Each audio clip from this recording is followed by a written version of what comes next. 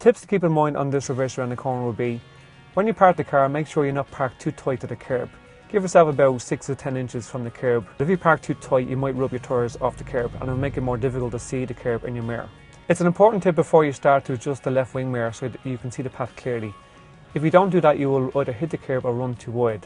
So I'm going to adjust my mirror now so I can see the path clearly in the mirror. I can now see the path clearly in the mirror, but I can see also what's coming up the road as well.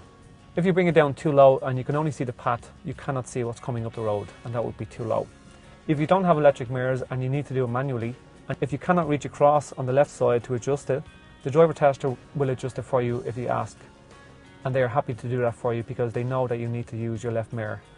So when you're doing reverse around the corner, you're marked on observation. So once you've adjusted the mirror, a lot of people will only focus on the left wing mirror and only check the left wing mirror the whole time during the reverse from the beginning to the end. If you do that, you're not taking correct observation. To 6 different locations you need to check the whole time. So I've adjusted my left wing mirror, so that's 1.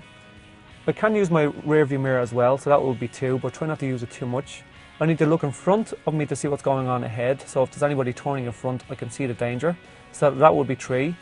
I've got a clear view of what's coming up the road in my right wing mirror here, so that will be 4, so I need to check that. I need to look behind me as much as I can because the car is reversing. And you're also looking around the corner, so behind will be 5, and looking around the corner if you can see, so that will be 6, where there's an oncoming car maybe coming up behind. We're now going to talk about giving right of way. If there's an oncoming car coming directly behind me, I need to stop until he's gone past me to give right of way. If I continue reversing and I don't stop, I could fail the test. If there's any oncoming traffic in front, let's say there could be parked cars on both sides, especially if there's a parked car opposite me as I'm parked. If there's an oncoming car, I should wait until he's past me before I continue reversing, because the road is going to be too tight. If the road is wider and there's maybe no parked cars on either side and there's no danger of oncoming traffic getting too close, I can continue, but keep an eye on the oncoming traffic because they may get quite close to you. You also give right of way to pedestrians, so as you reverse around a corner, if a pedestrian walks along the side of the car or the other direction, you need to stop, find out what they're going to do, keep an eye on them and then continue. If they do walk behind you, you obviously need to stop.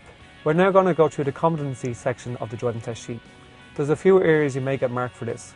So for example, if you reverse slightly too wide from the curb and end up slightly too far from the curb at the end, you will get a grade 2 fault for that. If you end up a little bit wide from the curb and end up miles too far away from the curb or really wide, you can fail. If you mount the curb on reverse around the corner, you will fail also.